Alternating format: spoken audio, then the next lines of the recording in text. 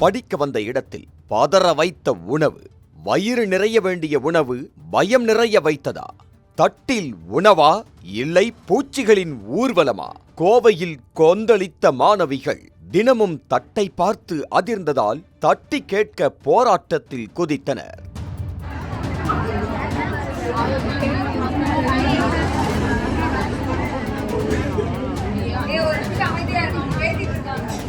கோவை அருகே செயல்பட்டு வரும் இந்துஸ்தான் பொறியியல் மற்றும் தொழில்நுட்ப கல்லூரி மாணவிகள் விடுதியில் வழங்கப்பட்ட உணவில் பூச்சி மற்றும் புழுக்கள் இருப்பதாக குற்றம் சாட்டியுள்ளனர். உணவு சாப்பிடச் சென்றோம், ஆனால் சாப்பாட்டை பார்த்து பயந்து திரும்பினோம் என்று மாணவிகள் வேதனையுடன் கூறும் அளவுக்கு கோவையில் பரபரப்பை ஏற்படுத்திய சம்பவம் அரங்கேறியுள்ளது. இதனால் அதிருப்தியடைந்த மாணவிகள் கல்லூரி வளாகத்திலேயே ஒன்று திரண்டு தரமான உணவு வழங்க வேண்டும் என்று வலியுறுத்தி போராட்டத்தில் ஈடுபட்டதால் பரபரப்பான சூழல் நிலவியது. மாணவிகள் கூறுவதன்படி இது ஒரு நாள் ஏற்பட்ட தவறு அல்ல.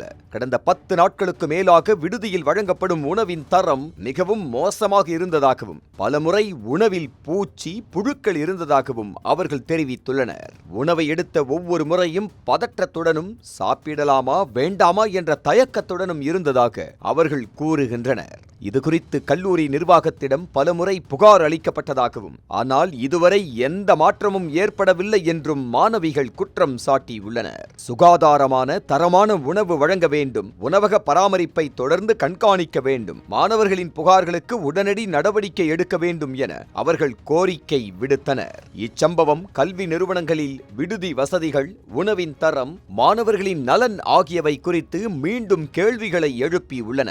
மாணவர்களின் உடல்நலம் தொடர்பான விஷயங்களில் அலட்சியம் இருக்கக்கூடாது என்பதே பெற்றோர்களும் சமூக ஆர்வலர்களும் வலியுறுத்தும் கருத்தாக உள்ளது. இந்நிலையில் மாணவிகளின் குற்றச்சாட்டுகள் தொடர்பாக கல்லூரி நிர்வாகம் என்ன விளக்கமளிக்கிறது, உணவின் தரத்தை மேம்படுத்த என்ன நடவடிக்கைகள் எடுக்கப்படுகின்றன என்பது குறித்து அனைவரின் கவனமும் திரும்பி இருக்கிறது. படிக்க வந்த மாணவர்களுக்கு பாதுகாப்பான சுகாதாரமான சூழலை வழங்குவது கல்வி நிறுவனங்களின் அடிப்படை பொறுப்பு. இந்த குற்றச்சாட்டுகள் குறித்து உரிய விசாரணை நடத்தப்பட்டு தேவையான நடவடிக்கைகள் எடுக்கப்படுமா என்பதே தற்போது அனைவரின் எதிர்பார்ப்பாக உள்ளது.